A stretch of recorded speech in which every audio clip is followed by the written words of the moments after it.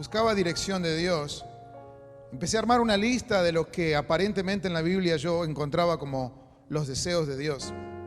Pero en esta mañana tengo algo muy especial que Dios me mostró a través de su palabra y lo quiero compartir. La primera semana de deseos, hace 2 semanas atrás, hablamos sobre la lucha que nosotros, es decir, usted y yo, tenemos declarada contra los deseos de la carne. La primera semana se trató de los deseos de la carne y concluimos que no estamos solos, que el Espíritu de Dios en nosotros es quien nos da la fuerza, es quien nos da la guía y la fortaleza para luchar cada día y vencer esos deseos de la carne. Luego la segunda semana, la semana pasada, fuimos aún un poquito más profundo y llegamos hasta el corazón y hablamos de los deseos del corazón. Piense por un momento que llevemos la palabra, pero eso todavía se trata de usted. El deseo de Dios, nuevamente la pista, es más grande que usted, pero usted está incluido. Es más grande que yo, pero yo estoy incluido. Entonces, perdonarnos, se trata de mí. Restaurarnos, se trata de mí. Regenerarme, se trata de mí. Salvarme, también se trata de mí. Y bueno, cuando creímos en Jesucristo, Dios, Él nos perdonó y nos libró del juicio eterno que recaía sobre nosotros. En otras palabras, Él nos salvó. Y gloria a Dios por eso. ¿Cuántos agradecidos hay aquí que Dios nos ha salvado? Dios nos mostró su amor. ¿Cuántos sintieron ese amor de Dios? Dios nos restauró, Dios nos fue cambiando. ¿Cuántos agradecidos hay por eso también aquí en esta mañana? Fuimos regenerados, fuimos restaurados, fuimos liberados, fuimos hechos nueva creación en Cristo Jesús. Pero, ¿alguna vez usted se preguntó por qué Dios hizo todo eso que acabamos de enumerar? Lo que ustedes acaban de decir, lo que yo le acabo de agregar, ¿por qué es que Dios hizo todo eso por nosotros? ¿Por qué Dios es que nos salvó? ¿Por qué es que Dios nos regeneró? Y la respuesta más lógica que podemos encontrar a todas estas preguntas juntas se encuentra en el libro de Juan, capítulo 3, versículo 16, un versículo que todos conocemos muy bien, porque tanto, ¿qué cosa? Porque tanto amó Dios al mundo que dio a su Hijo unigénito para que todo el que crea en Él no se pierda, sino que sea salvo, que tenga vida eterna. Pero estoy con muchas preguntas en esta mañana y me pregunto cuando veo eso y leo ese versículo, ¿por qué es que Dios me amó tanto? ¿Acaso Dios tenía un deseo más grande para conmigo o para con nosotros, la humanidad? ¿Por qué es que Él decidió amarnos tanto? Tenía un plan mucho más grande todavía que regenerarnos, que perdonarnos, que salvarnos. Y a medida que fui recibiendo este mensaje de Dios, vino a mi mente el versículo muy popular también de Jeremías, capítulo 29, versículo 11, que dice: porque yo sé muy bien los planes que tengo para ustedes. ¿Cuántos conocen este versículo? ¿Cómo se siente usted cuando lee este versículo? Mire, planes de bienestar y no de calamidad, a fin de darles un futuro y una esperanza. ¿Cómo se siente usted cuando lee este versículo? Amada, bendecida, seguro, cuidado, tenido en cuenta. Yo sé muy bien los planes que tengo para ustedes, afirma el Señor, el Todopoderoso, tu Creador, nuestro Creador. Tengo planes de bienestar y no de calamidad. Entonces, cuando vemos un versículo así, lo ponemos en frames, lo ponemos en Facebook, lo ponemos por todos lados. Yo tengo uno que me regalaron y está engravado en un metal muy bonito, hermoso. Cuando leo algo así, Y luego pienso, como ustedes mismos dijeron, cuánto es que Él me ama. Recuerdo Juan 3:16. Mi mente humana rápidamente tiende a quedarse solo con la imagen de un Dios que desea protegerme, que desea cuidarme, de un Dios que desea darme buenas calificaciones, de un Dios que desea que yo tenga éxito, de un Dios que me quiere dar un buen trabajo, de un Dios que quiere que consiga una linda novia, que consiga la mejor esposa, el mejor esposo, un Dios que me soluciona o me ayuda a solucionar los problemas. Y la lista continúa de lo que ese Dios tiene cuando se refiere a los planes que Él tiene para mi vida. Cuando solo vemos a Dios de esa manera, todas nuestras oraciones y nuestras interacciones con Dios solamente tienen que ver con nosotros. Nosotros acabamos siendo el centro de las oraciones y de los planes de Dios.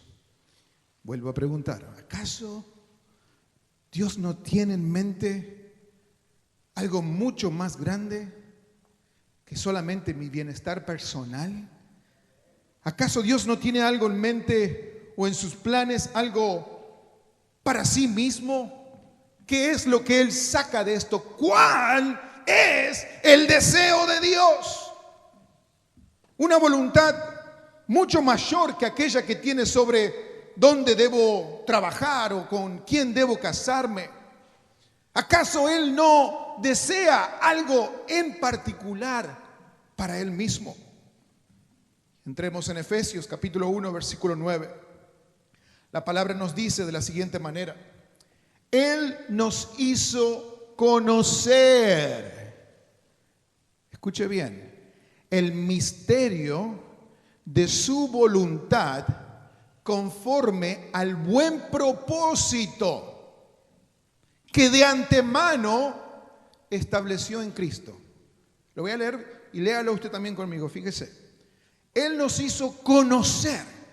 Es decir, deberíamos saber cuál es el deseo de Dios. Él nos hizo conocer el misterio de su voluntad conforme al buen propósito que de antemano estableció en Cristo. Aquí hay dos palabras claves, la palabra voluntad y la palabra propósito. Estas dos palabras nos confirman claramente que Dios tiene un deseo y un propósito mucho más grande, pero que ya ha sido revelado. Algo que le satisface el corazón a Dios, algo que realmente le alegra el corazón a Dios. Y no estoy diciendo que salvarte no le alegra el corazón a Dios. No estoy diciendo que verte bendecido, verte feliz, verte alegre, verte fiel no le alegra el corazón a Dios. Pero hay un plan aún mucho más grande. Hay un deseo que Dios tiene que realmente lo complace. Y vamos a ir hasta el último libro de la Biblia, en Apocalipsis, capítulo 4, versículo 11, donde dice: digno eres, Señor y Dios nuestro, de recibir ¿qué cosa? ¿Qué más? Y el poder, gloria, honra y poder. Pero fíjese lo que dice a continuación: porque tú creaste, ¿cuánto? Todas las cosas. Y por tu voluntad, por tu deseo, existen y fueron creadas. Este Dios, un Dios de propósito, un Dios de plan, un Dios que no hace las cosas así porque sí, no creó el universo de forma desordenada. En realidad Él lo encontró desordenado y luego, en el momento de la creación, fue donde Él ordenó todo para que luego poder depositar en esa escena a el hombre, a usted y yo. Él, al contrario, en lugar de hacerlo desordenado, lo hizo con un orden, porque sabía que luego usted y yo viviríamos y nos estableceríamos en este lugar, pero con un propósito. De modo que Él creó todas las cosas millones y billones de elementos que podemos encontrar en la tierra, en el universo, aún afuera. Todas esas cosas que Dios creó, las creó bajo su voluntad, según su plan, para cumplir ese deseo. Usted dice, pastor, ¿cuándo nos va a decir cuál es el deseo? Todos los objetos de la creación, incluyendo nosotros mismos, todo fue creado expresamente para la voluntad de Dios, para que su deseo fuera cumplido. A diferencia del resto de la creación, cada ser humano lo creó, y regresamos al comienzo, con un espíritu, para que pueda recibirlo, para que pueda contener su presencia y su espíritu. Ahora, aunque usted y yo quisiéramos e intentáramos como individuos poder expresar todo lo que Dios es, toda su magnificencia, todo su poder, toda su gloria, aunque usted intentara toda su vida, solos nosotros no podríamos lograrlos. La intención, el deseo de Dios era y sigue siendo que los seres humanos que han recibido personalmente a Cristo, juntos, diga conmigo, juntos, todos los que recibieron a Cristo lleguen a ser una entidad viva, llena de su espíritu para expresar a Dios a todo el universo entero. Voy a aclarar esto, pero la Biblia lo va a hacer. En Efesios capítulo 1, versículo 22, y aquí viene. Lea con detenimiento. Dice, Dios sometió todas las cosas al dominio de Cristo y le dio como cabeza de todo ¿a quién? A la iglesia, versículo 23. Esta, que es, ¿qué cosa? Es la plenitud de aquel que lo llena todo por completo. Let's leave that verse. Vamos a dejar ese versículo un momento. Esta que es su cuerpo, el cuerpo de Cristo, es la plenitud de aquel que lo llena todo por completo. No sé si usted acaba de recibirlo, pero a través de la misma palabra, Dios comienza a revelarnos ese misterio de su voluntad y de su gran deseo.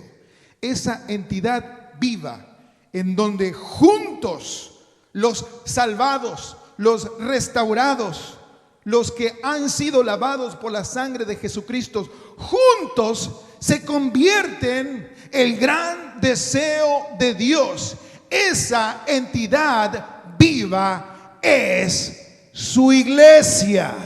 La iglesia de Jesucristo es el gran deseo de Dios. El deseo más grande que Dios tiene es su iglesia. Por eso le decía, es más grande que usted, pero usted está incluido. Es más grande que yo, pero yo estoy incluido.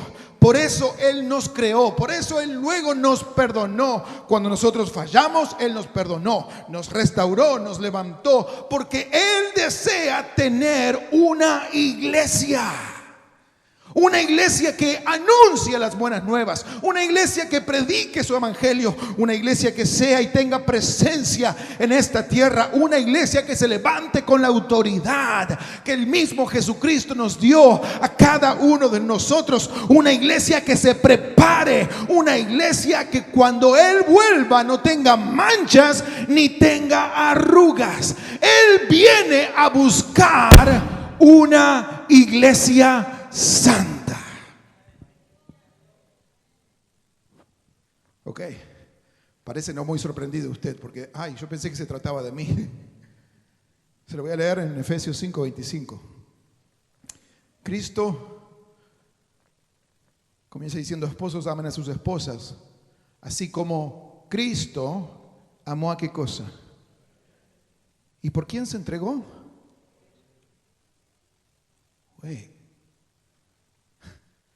Así como Cristo amó a la iglesia y se entregó por la iglesia.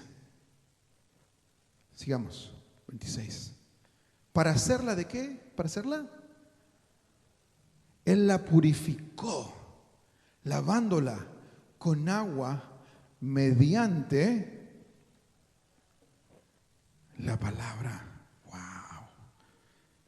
Y aquí viene el versículo que dice, y aquí es donde me emociona y me impacta. Él hizo todo esto para presentársela a sí mismo. ¿Usted recuerda cuando le presentaron a su novia, la que hoy es su esposa? ¿Recuerda ese momento especial cuando conoció a esa persona especial? Todo eso que él hizo es porque él tenía un deseo y la está preparando a su iglesia, la está purificando, la está llevando por un proceso, la está llevando a que sea consciente que es más que solamente yo. Se trata de una iglesia, se trata de su cuerpo. No es solamente yo y que los demás se salven como puedan. No, Él viene y Él está preparando su iglesia porque ese es su gran deseo.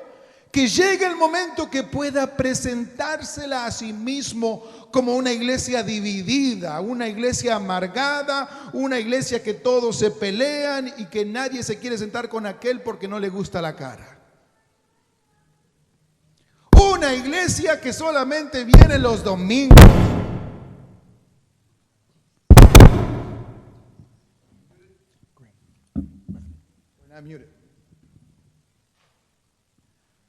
Una iglesia para presentársela a sí mismo como una iglesia radiante, una iglesia sin mancha, ni arruga, ni ninguna otra imperfección, sino una iglesia santa y una iglesia que dice intachable.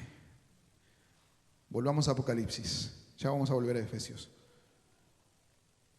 Apocalipsis 19, versículo 7 dice: alegrémonos y regocijémonos y démosle gloria, porque ya ha llegado el día de las bodas del Cordero. Y su novia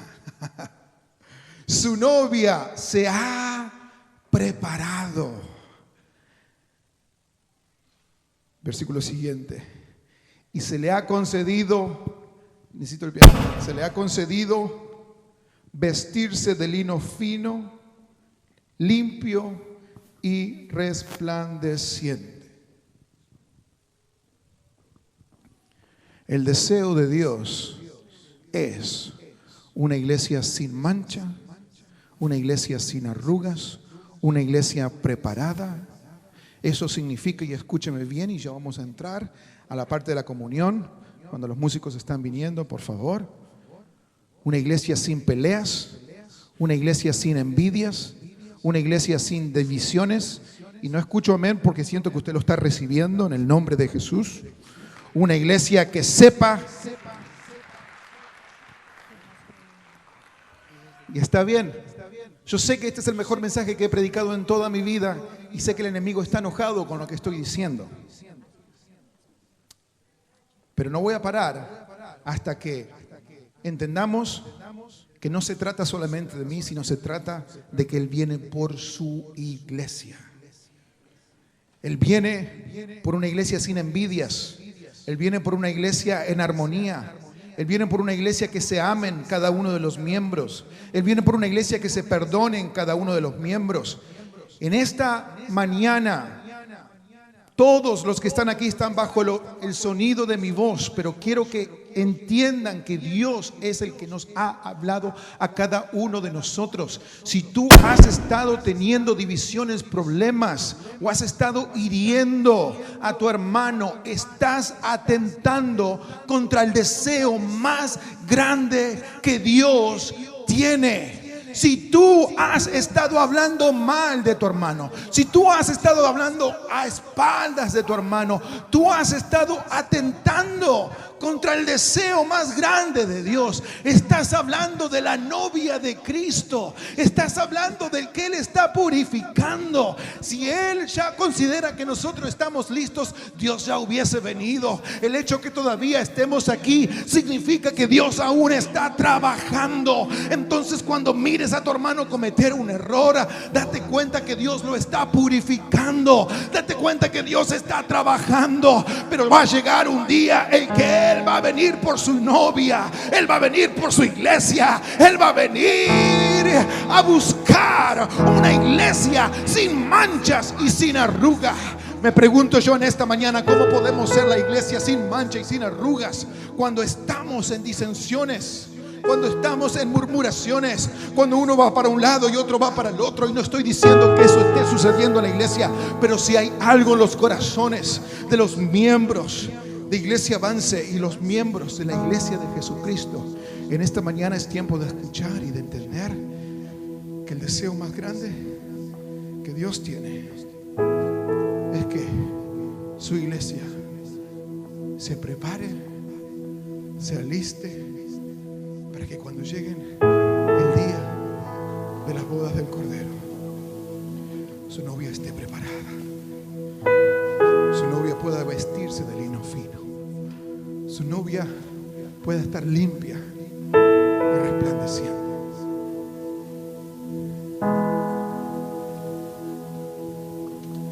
Hoy más que nunca nos toca actuar como su iglesia. Hoy más que nunca nos toca prepararnos.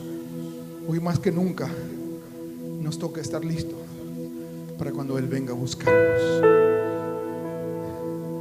Yo siempre tengo una lucha interna a veces cuando veo cómo la gente se asusta cuando piensa que Dios viene a buscarnos o Dios vuelve otra vez por su iglesia. Lo que quiero decirte es que cada vez que sientas un pequeño susto o algo te recuerde que Cristo viene, porque deberías recordarlo cada semana, recuerda que Él viene a buscar su iglesia y no puedes ser parte de su iglesia. Algunos confunden la iglesia con un edificio. Algunos dicen yo voy a la iglesia y piensan que las cuatro paredes es la iglesia. Oh, la iglesia está vacía. Si la iglesia está vacía es porque usted y yo estamos vacíos. Usted y yo somos la iglesia. Este mismo grupo podemos congregarnos allí en la calle o podemos congregarnos bajo el puente de la ciudad de Apopka y todavía ser la iglesia de Jesucristo. No importa dónde estemos, porque usted quizás esté aquí y esta mañana con un poquito de frío, pero estamos cómodos, estamos en una butaca. Hay allí en otros países, aún en nuestros propios países, gente que quizás no tengan la misma comodidad, no tengan un techo, no tengan luces, no tengan ni siquiera micrófonos, que anden tan mal como estos.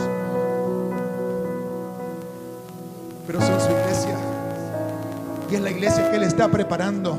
Así que no importa dónde estés, cómo estés, si Él te ha lavado, Él te ha perdonado, Él te ha restaurado, es porque Él tiene un plan muchísimo más grande que solamente bendecirte. El plan de Dios es más grande que tú tengas un carro nuevo. Es el tiempo que la iglesia despierte de este sueño de cosas materiales que tenemos. Llegamos a este país buscando el sueño americano, pero es el tiempo que alguien abra los ojos espirituales que Dios nos ha dado. Si tú has sido lleno del poder de Dios en esta mañana, a los que me están escuchando también a través de las redes sociales, es el tiempo que se levante su iglesia, que despierte, que abra los ojos para ver que Dios viene a buscar una iglesia entera, una iglesia sin divisiones, una iglesia que ame a Cristo más que las cosas terrenales, una iglesia que le dé prioridad a congregarse. No importa dónde, los miércoles es incómodo, hay que subir las escaleras. A veces yo no se sienta atacado ni juzgado, pero las iglesias están llenas todos los domingos, pero los miércoles de oración hay 30, 40 personas, y esto se repite en todas las iglesias. Prioridad al trabajo. Ay, no tengo tiempo. ¿Sabe qué? Se perdió la clase de mayordomía que estuvo dando la hermana Nicole y estuvimos enseñando. No es que no tiene tiempo. El billonario tiene las mismas 24 horas que usted y yo tenemos. No es que no tenemos tiempos, es que decidimos hacer otra cosa con nuestro tiempo. ¿Cuántos lo están recibiendo en esta mañana?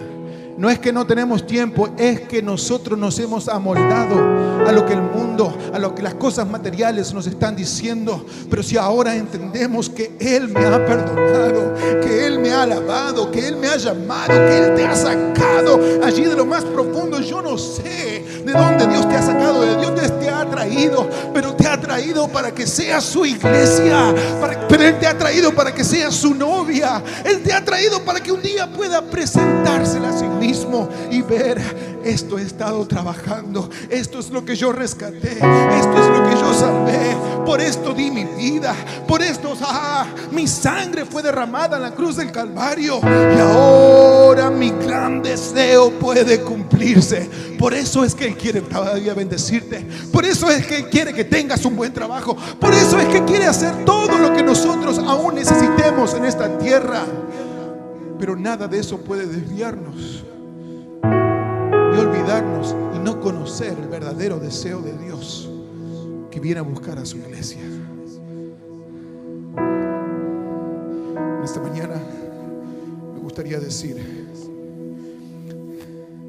en cierta manera estoy bajo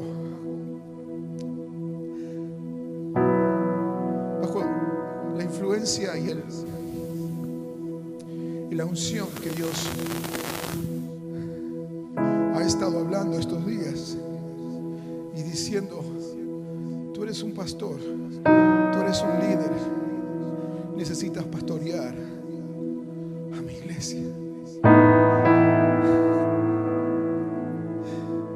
necesitas ser parte de la preparación de la iglesia. No vengo a buscar un edificio más grande, no vengo a buscar luces, no vengo a buscar mejor música. Vengo a buscar una iglesia preparada.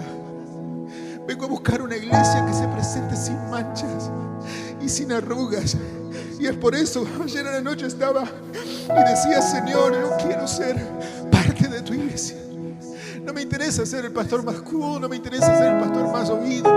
No quiero que cada persona que entren por esas puertas un día puedan convertirse en la iglesia de Jesucristo. Entonces a esta iglesia, por esas puertas, que entren todos. Si los santos, hay santos que todavía no han llegado, mejor que se queden en iglesia de santos. Aquí yo quiero que entren los pecadores, aquí yo quiero que entren los divorciados, allí quiero que entren los separados, allí quiero que entren los borrachos, allí quiero los que Jesús quiere preparar para ser su iglesia. Esta iglesia no va a ser un museo de santos. Si tú te crees muy santo para que todos te admiren, es el tiempo que busques otra iglesia, porque esta es la iglesia que Jesucristo viene a buscar, a restaurar, y todavía Él está preparando. Me siento apasionado por eso en esta mañana. Yo no sé si hay alguien que está recibiendo esto, pero hay alguien que sí se va a despertar en esta mañana y va a decir: esto se trata más que solamente yo, se trata de su iglesia. Y por eso, como iglesia, debemos prepararnos para el día de la presentación. Efesios 5:27 vamos a dejar en las pantallas. Para presentársela a sí mismo como una iglesia radiante, sin manchas, sin arrugas ni ninguna otra imperfección, sino santa e intachable. Y si hubo algo que Él pidió a su iglesia, es que recordaran el precio que a Él le costó pagar por esa iglesia. Le costó su cuerpo, le costó su sangre, para que hoy usted y yo podamos ser esa iglesia. 1 Corintios 11:26 dice: así pues, todas las veces que comieres este pan y bebieres esta copa, la muerte del Señor anunciáis hasta que Él venga por su iglesia. Voy a invitar a que los músicos, los servidores, se preparen.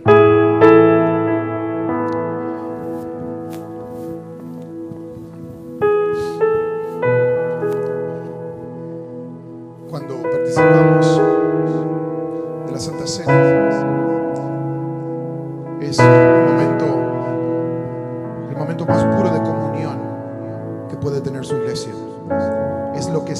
simboliza que usted y yo estamos unidos como cuerpo de